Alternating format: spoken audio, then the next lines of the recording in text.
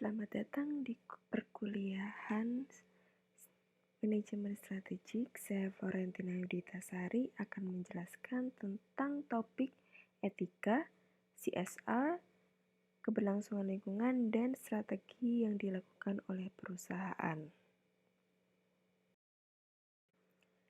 Lanjut ke tujuan pembelajaran pada bagian ini adalah yang pertama, memahami hubungan standar perilaku etis bisnis dengan standar etika dan norma masyarakat dan budaya.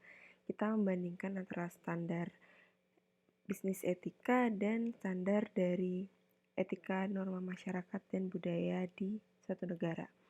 Kemudian yang kedua, mengetahui kondisi yang meningkatkan ketidaketisan strategi bisnis dan perilakunya. Tentang ketidaketisan. Yang ketiga, memahami biaya kegagalan etika bisnis. Ketika perusahaan tidak melakukan etika bisnis dengan baik, apa saja biaya-biaya yang akan dikeluarkan. Kemudian yang keempat dan yang terakhir adalah memahami penyelarasan tugas perusahaan dengan tanggung jawab ekonomi kepada pemegang saham. Manajemen bertanggung jawab untuk menjalankan operasional perusahaan. Namun, ada hal-hal yang harus dipegang teguh dan berakhir pada peningkatan nilai bagi pemegang saham. Topik yang pertama kita perlu pahami adalah tentang etika bisnis. Mulai dari pengertiannya, etika bisnis adalah pengetahuan tentang prosedur yang ideal untuk mengelola bisnis dengan cara memperhatikan norma dan moralitas yang berlaku. Etika bisnis mengukur penerapan prinsip-prinsip etika umum suatu tindakan dan keputusan bisnis, perilaku karyawan dan jajarannya. Hal tersebut dinilai secara material, bukan formil hukum ya, yang tidak berbeda dengan prinsip-prinsip etika secara umum. Karena tindakan bisnis harus dinilai dalam konteks standar masyarakat tentang benar dan salah. Lalu sumber standar etika ada 3, yaitu etika universal, etika relativitas, dan integrasi teori kontrak sosial. Etika universal yaitu konsep tentang apa yang merupakan perilaku etis dan perilaku tidak etis ditentukan oleh prinsip-prinsip moral yang dapat dibuktikan secara subjektif, tetapi tidak oleh prinsip-prinsip moral yang dapat dibuktikan secara objektif. Dengan kata lain, konsep benar dan salah bersifat universal dalam suatu negara atau masyarakat, tetapi tidak untuk lintas negara atau budaya. Berpegang pada pemahaman umum di berbagai negara tentang apa yang merupakan benar dan salah menimbulkan standar etika universal yang berlaku untuk semua masyarakat, semua perusahaan, dan semua pengusaha. Dampaknya pada etika bisnis ialah apakah tindakan yang berkaitan dengan bisnis itu sudah benar atau salah dinilai oleh standar universal. Contohnya, kejujuran, kepercayaan, penghargaan untuk hak orang lain, keselamatan kerja, produk yang aman untuk konsumen. Jadi ini berlaku untuk semua negara, tidak hanya untuk di negara-negara tertentu. Jadi makanya disebut dengan etika universal. Lalu yang kedua adalah etika relatif. Relativisme etis menyatakan bahwa kepercayaan, adat istiadat, dan norma perilaku yang berbeda di seluruh negara dan budaya. Hal ini menimbulkan berbagai standar yang benar atau salah secara etis.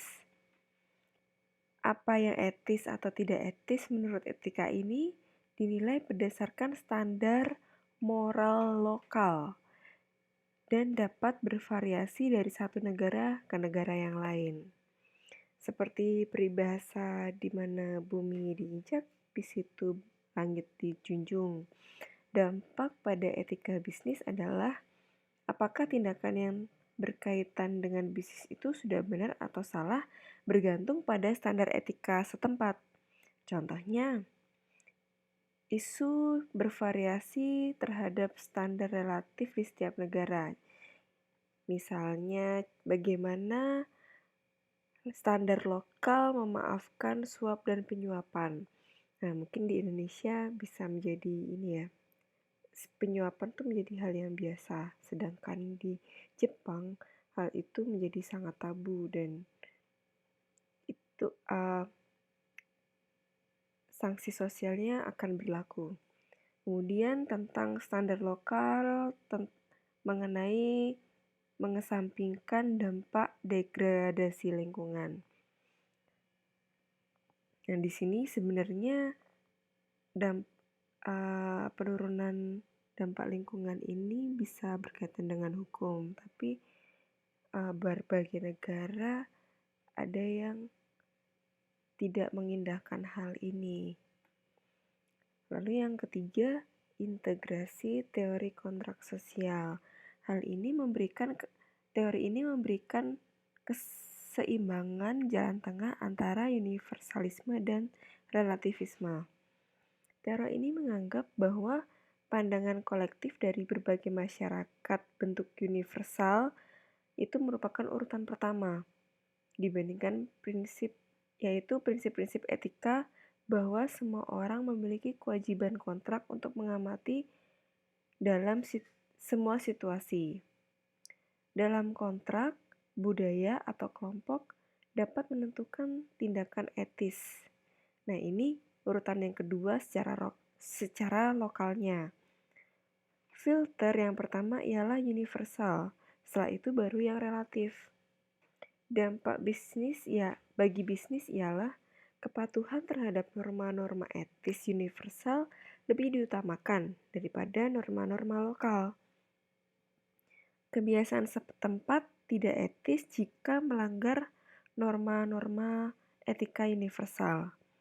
Penerapan kode etik pertama-tama harus mengikuti standar universal dengan memungkinkan keragaman dan pengaruh etika lokal. Jadi, saya ulangi lagi, di teori kontrak sosial ini mengutamakan teori universalisme. Kemudian baru kita mengadaptasi etika dari relativisme lokal.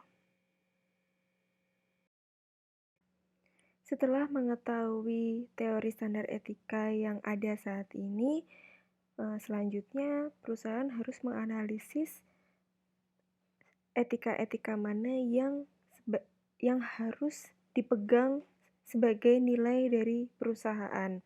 Setelah itu, baru kita akan menguji apakah etika atau kode etik yang ada di perusahaan ini sudah sesuai dengan yang ada secara umum.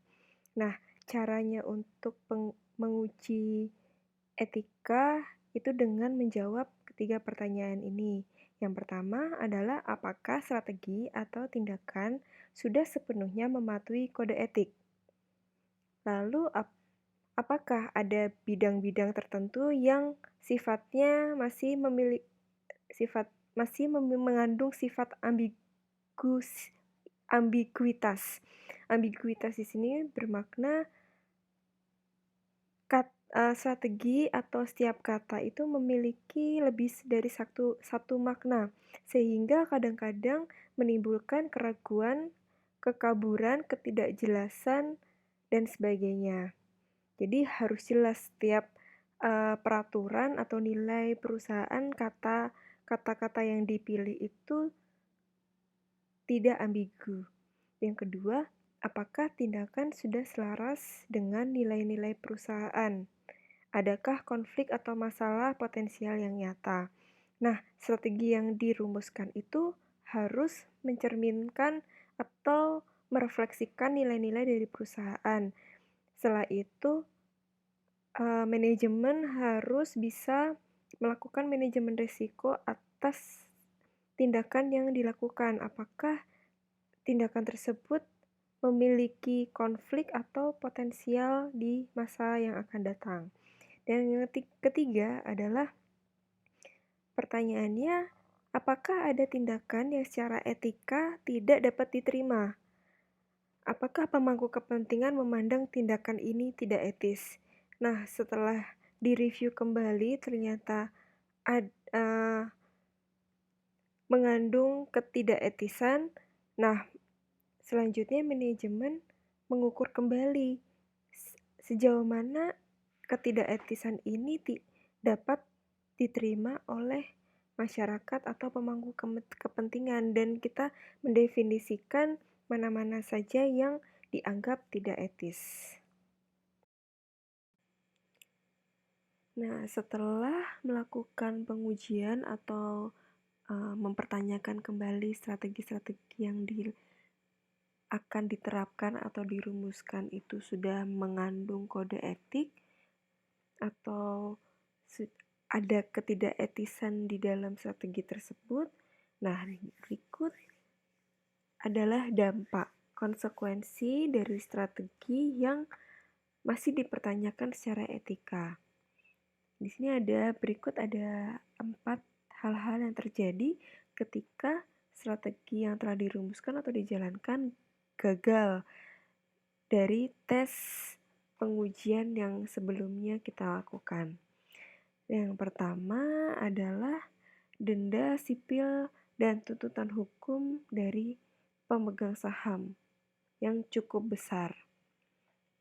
Yang kedua, adanya penurunan citra dan hubungan masyarakat. Jadi lingkungan sekitar tuh kepercayaannya sudah menurun. Yang ketiga adalah harga saham yang menurun tajam karena investor kehilangan kepercayaan. Itu dampak dari yang pertama. Yang kedua itu adalah penurunan sahamnya. Kemudian yang ketiga adalah dakwaan dan hukuman pidana. Nah, ini ketika suatu etika itu sudah melanggar hukum, dampaknya akan lebih jelas, yaitu hukum itu sendiri. Pelanggaran hukum pasti ada konsekuensi dari hukumnya, bisa dihukum pidana. Masih di topik ketidaketisan. Nah, orang-orang melakukan hal-hal yang tidak etis itu pasti ada dorongannya, ada motivasinya. Nah, berikut ada 3 pemicu perilaku bisnis dan strategi yang tidak etis. Yang pertama adalah pengawasan yang salah dan self-dealing. Ini maksudnya adalah pengawasan internal yang ada sekarang itu salah dan SPI-nya lemah. Hal tersebut memungkinkan manajemen hanya mengejar keuntungan pribadi, kekayaan, dan kepentingan pribadinya saja, tidak untuk kepentingan bersama. Kemudian bagian yang kedua adalah tekanan untuk kinerja jangka pendek. Nah, tekanan jangka pendek ini sebagai akibat untuk memenuhi atau mengalahkan kinerja jangka pendek. Misalnya ada suatu hal yang di luar dugaan. Nah, hal tersebut jadi penghambat pencapaian kinerja pada periode tersebut. Nah, manajemen termotivasi untuk bagaimana caranya menghalalkan segala cara untuk bisa memenuhi kinerja jangka pendek tersebut tanpa melihat efeknya di jangka panjang. Kemudian yang ketiga adalah lingkungan etika yang lemah dan korup. Maksudnya ialah budaya perusahaan yang ada sekarang hanya mengedepankan profitabilitas dan kinerja bisnis di atas perilaku etik. Selanjutnya, setelah kita tahu standar etika yang harus dilakukan oleh perusahaan dan apa saja yang menjadi hal-hal yang tidak etika, nah, dan bagaimana dampaknya kalau standar etika dampaknya pasti positif dong. Nah, berikut adalah dampak ketika perusahaan tidak melakukan bisnis yang etis. Nah, ada biaya-biaya yang dikenakan perusahaan ketika kesalahan etika ditemukan. Yang pertama mengenai biaya yang terlihat. Nah, yang kedua adanya biaya administrasi internal atau internal administrative cost. Dan yang ketiga adalah intangible or less visible cost atau biaya yang tidak terwujud atau biaya yang kurang terlihat.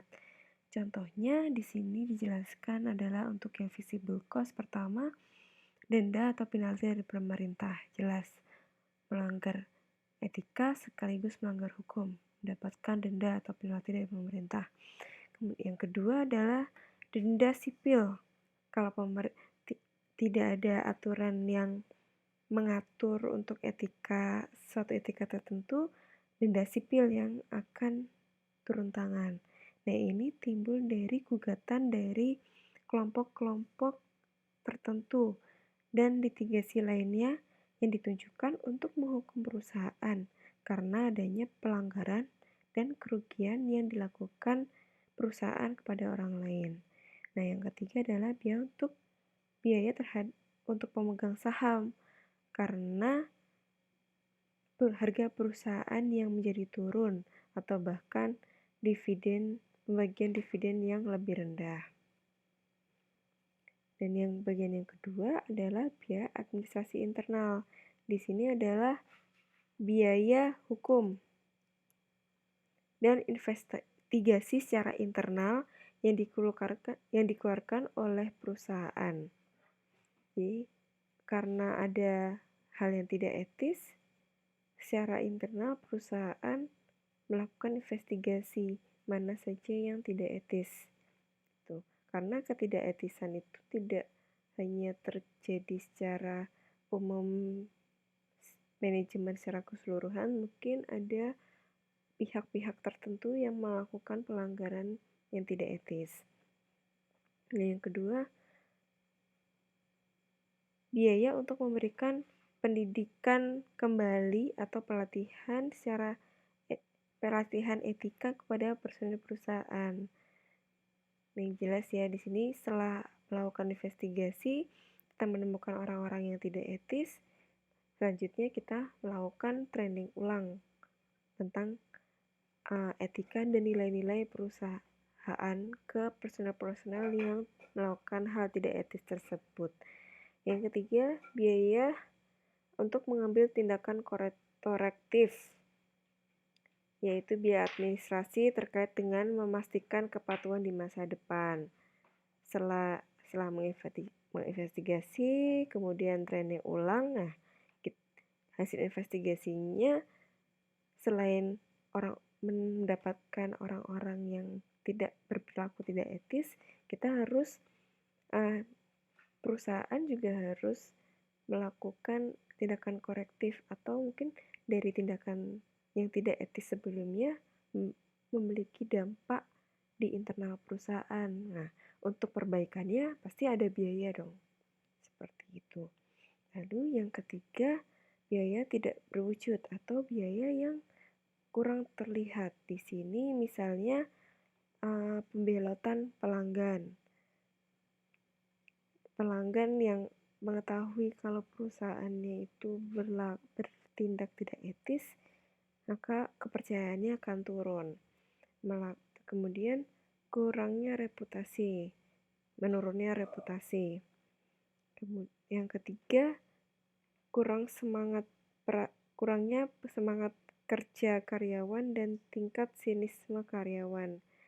Kepercayaannya berkurang tidak hanya untuk pelanggan tapi secara etika dari karyawannya sendiri. Kemudian dampaknya akan terjadi turnover karyawan yang lebih tinggi. Itu biaya juga karena ketika turnover-nya tinggi, lanjut ke berikutnya,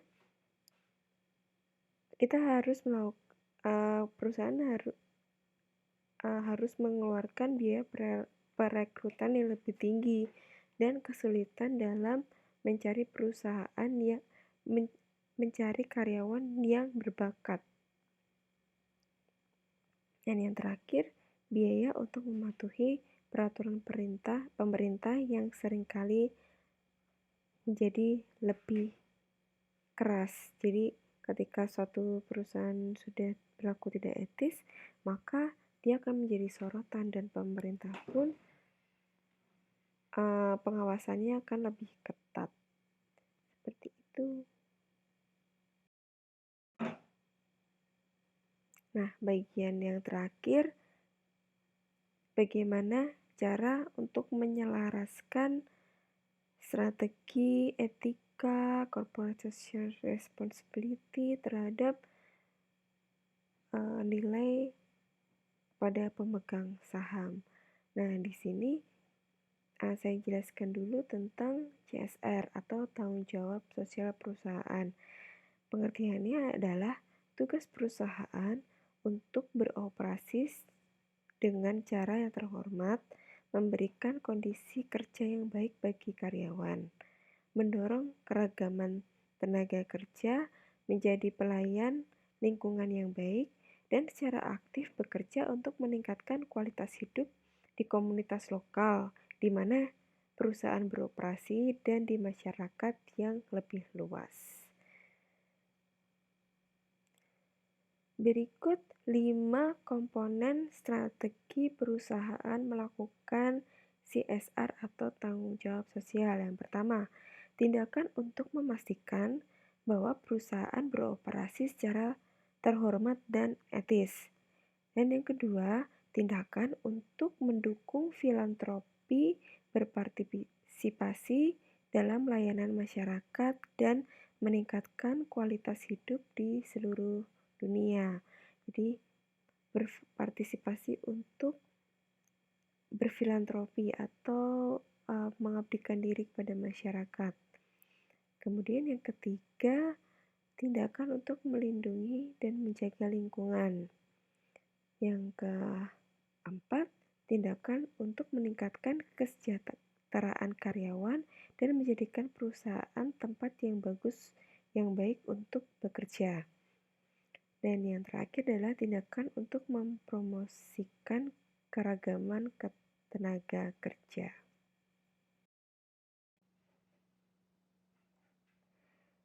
Tujuan perusahaan yang selama ini kita kenal itu hanya bersifat ekonomis atau bertujuan untuk profit saja. Cuman karena adanya etika dan corporate social responsibility, tujuan perusahaan kali ini berkembang menjadi 3 dimensi kinerjanya. Dari profit tentu saja, kemudian orang, people, masyarakat, society atau sosial, dan planet yang berhubungan dengan lingkungan. Nah, ini disebut dengan triple bottom line. Tidak hanya profit saja, laba bersih yang menjadi fokus tujuan, tapi ada 3P. Nah, berarti tujuannya di sini adalah untuk mengukur keberlanjutan. Apakah hubungan perusahaan dengan lingkungannya dan pengguna sumber daya alamnya itu bisa berlanjut semakin lebih lama lagi, berkaitan dengan sustainability dan going concern dari perusahaan tersebut. Nah, praktik bisnis berkelanjutan adalah praktik-praktik perusahaan yang memenuhi kebutuhan masa kini tanpa mengurangi kemampuan untuk memenuhi kebutuhan masa depan. Nah, strategi keberlanjutan lingkungan ini terdiri dari tindakan-tindakan yang disengaja perusahaan, misalnya untuk melindungi lingkungan, memberikan umur panjang bagi sumber daya alam, menjaga sistem yang pendukung ekologi untuk generasi mendatang, dan tidak membuat bumi menjadi terancam dari bahaya. Selain untuk planet, termasuk dengan society-nya juga. Adanya etika, standar etika yang ada di sebuah daerah atau sebuah negara, lalu hal tersebut berimplikasi adanya kontrak sosial bagi perusahaan tersebut yang berdiri di daerah tertentu. Nah, implikasi kontrak sosial itu secara umum adalah untuk melakukan hal yang benar, to do the right things.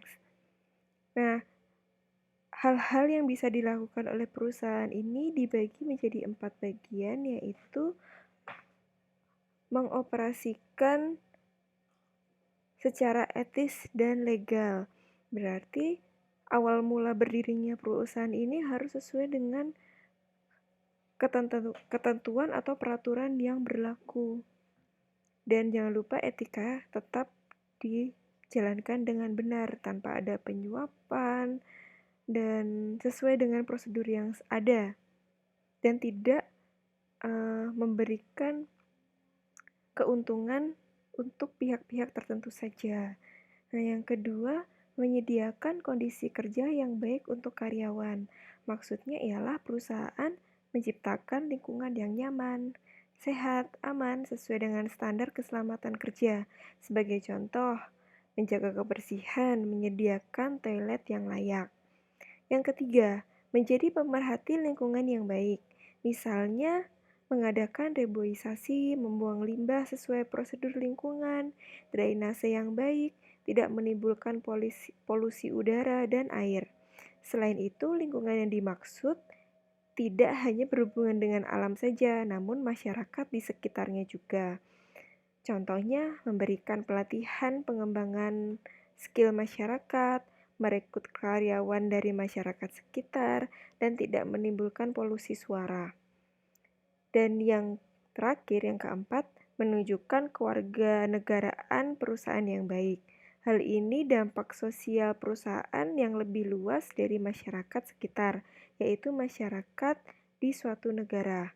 Misalnya, mengedukasi masyarakat umum bagaimana pentingnya kebersihan dan cara mencuci tangan yang baik, lalu membantu perekonomian negara dengan membayar pajak dengan benar.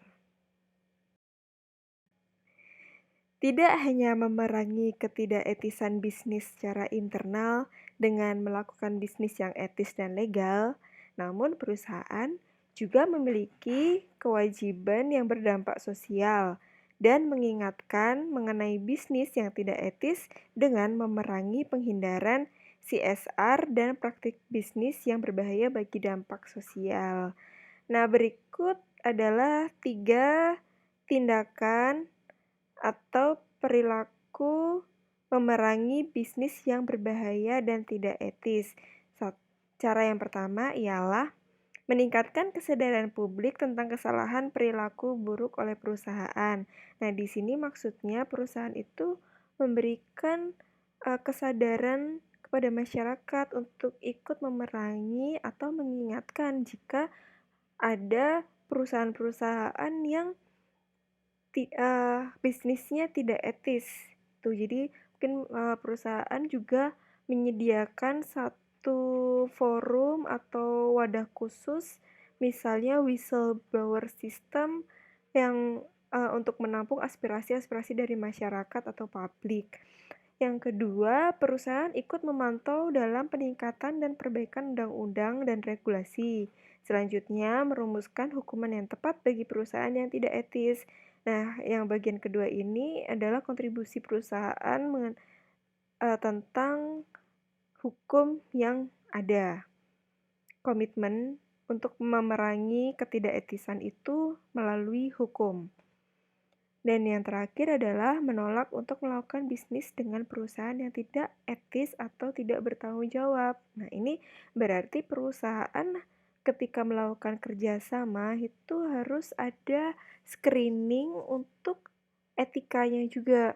dari proses bisnis, dampak lingkungan, dan sebagainya. Nah, ketika perusahaan bekerja sama dengan perusahaan yang tidak etis, itu akan berdampak secara internal juga karena eee, sebuah perusahaan yang sudah berkomitmen berkoar-koar kepada publik kalau saya adalah perusahaan yang etis dan bertanggung jawab, tapi dianya sendiri juga malah bekerja sama dengan perusahaan yang etis itu menjadi hal yang bertolak belakang. Jadi perusahaan harus berhati-hati melakukan kerjasama dengan perusahaan yang lain. Sekian pemaparan mengenai topik etika, corporate social responsibility, keberlangsungan alam, dan strategi yang harus dilakukan oleh perusahaan. Jika ada yang ingin dipertanyakan, silahkan mengajukan pertanyaan di forum yang sudah disediakan.